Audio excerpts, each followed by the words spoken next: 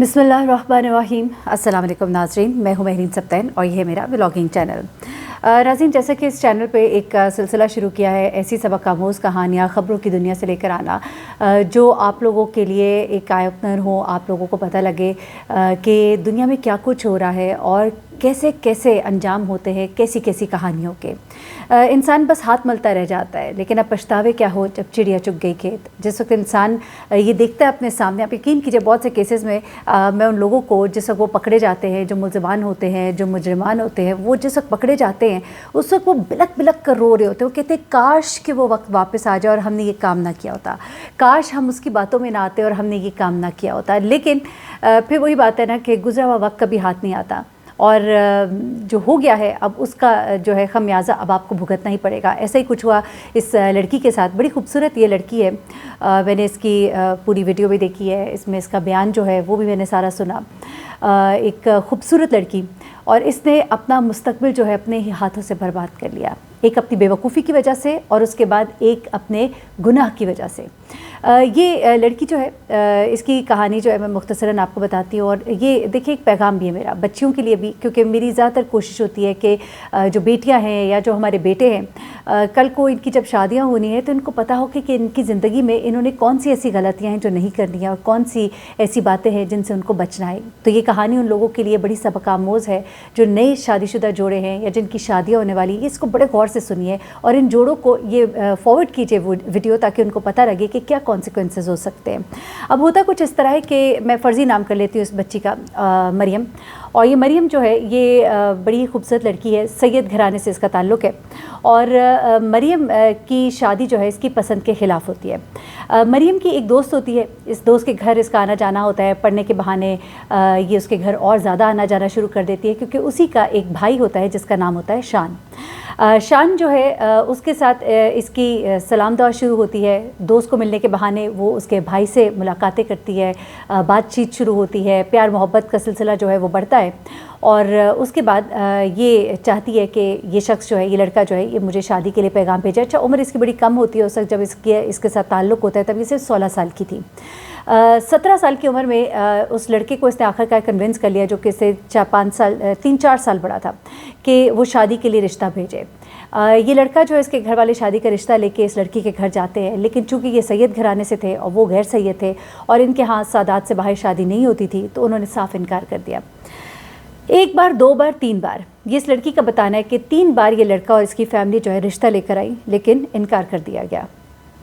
उसके बाद इसके माँ बाप ने इस लड़की का रिश्ता कहीं तय कर दिया। तब इसने अपने माँ बाप से कहा, ये कहती है कि मैंने अपने माँ बाप से कहा कि आपने अगर मेरी उससे शादी नहीं करनी तो आप मेरी किसी और से भी शादी ना करें। लेकिन फिर जैसा होता है रिश्ता जो है इसका तय कर दिया गया और ये अपने शौहर के घर चली गई। लेकिन अपने शौहर के घर जाकर ये कहती है कि पहली रात मेरे शौहर ने मुझे अपनी ज़िंदगी के बारे में बहुत सी बातें बताई। अब मैं यहाँ पर ज़रा सा रुकूंगी। एतबार को कायम करने के लिए बड़ी सख्त शायद मैं बात करूंगी और शायद ये कई लोगों को पसंद ना भी आए, लेकिन एतबार को कायम करने के लिए कई दफ़ा मर्द हज़रात जो है वो इस तरह की हरकत करते हैं और अपनी कहानियाँ बताते हैं कि शायद इसी बहाने जो है हमें दूसरी साइड की कहानी सुनने को मिलेगी। तो मेरी एक नसीहत है, वो राज जो अपने सीने में दफन हो वही सबसे बेहतरीन होते हैं।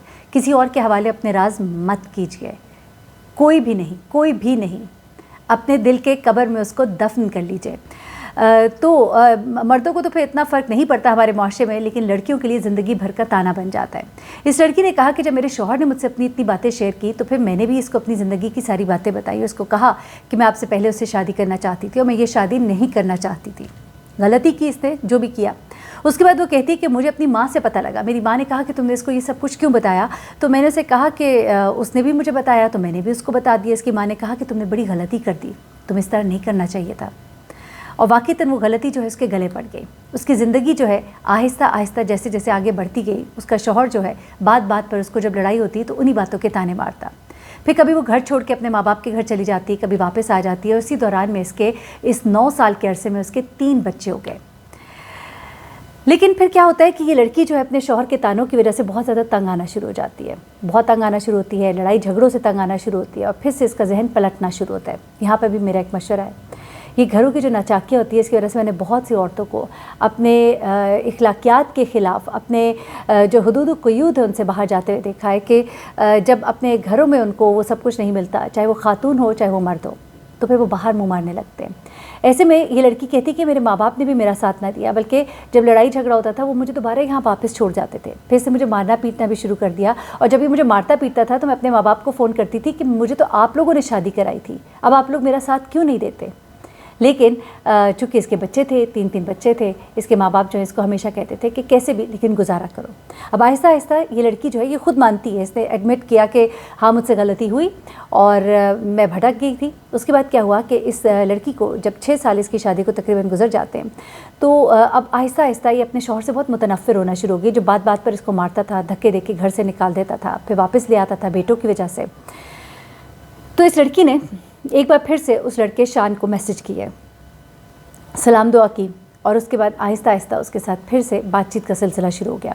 अच्छा, इस लड़के से जब बात की गई तो ये लड़का कहता है कि मैं क्योंकि ये दोनों जो है गिरफ़्तार हुए और वहाँ पे इनका बयान है पुलिस की कस्टडी में, तो वहाँ पर ये लड़का कहता है कि मैंने खुद इससे रब्ता नहीं किया, बल्कि शादी के 6 साल के बाद इसने खुद मुझसे सलाम दुआ शुरू की। ये कई दफ़ा अपने बच्चों को लेके हमारे घर आ जाती थी मेरी बहन से मिलने के बहाने, और फिर चली जाती थी। कहते हैं आहिस्ता आहिस्ता मैं दोबारा से फिर इसकी तरफ राग़िब होना शुरू हो गया।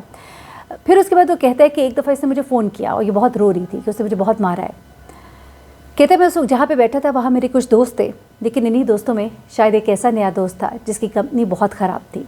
उस दोस्त ने जब ये सुना कि इसकी महबूबा जो है वो रोती है और उसका शौहर जो है उस पर बड़ा जुल्म करता है, और वो इसको कहती है कि मेरी इससे जान छुड़ाओ ताकि मैं तुमसे शादी कर लूँ, तो उसने इसको कहा कि चलो हम इसको मार देंगे, हम इसको एक गोली मार देंगे, उसमें क्या है। अब वो लड़का जो था, जो इसका दोस्त बना था नया नया, वो बैठता था ऐसी सोबत में ऐसे लड़कों की जिनके लिए शायद मारना, कत्ल करना जो है एक आम सी बात थी। पर्स स्नैचिंग, लोगों को डराना धमकाना, पिस्टल अपनी जेब में रखना, और वो उसकी बातों में आ गया। बकौल उसके मैं उसकी बातों में आ गया, मेरी गलत कंपनी का मुझे बहुत नुकसान हुआ। वो कहता है इससे पहले कभी ज़िंदगी में ये सोच नहीं आई थी कि मैं कोई कत्ल करूं, लेकिन उसने जिस तरह से बात की तो मैं कन्विंस हो गया। अच्छा, उसके बाद वो कहता है कि मुझे ये बात कहने वाली कि मेरे शौहर को कत्ल कर दो वो लड़की खुद थी। जब उस लड़की से पूछा गया तो उसने भी ये बात एडमिट की कि वो मुझ पर इतना जुल्म करता था कि मैंने इसे कहा मेरी जान छुड़ाओ, तो इसने मुझे फिर फ़ोन करके कहा कि हम उसको रास्ते से ही हटा देते हैं। तो उसने कहा कि फिर मैं राज़ी होगी इस बात पर।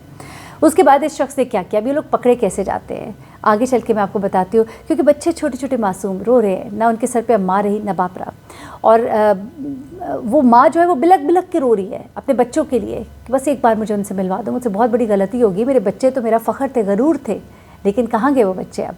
वो मोहब्बत के लिए, वो गलत रिश्ते के लिए, वो गलत रास्ते के इंतखाब में कहाँ तक आगे बढ़ गई कि उसको कत्ल जैसा गुनाह कबीरा जो वो नज़र ही ना आया।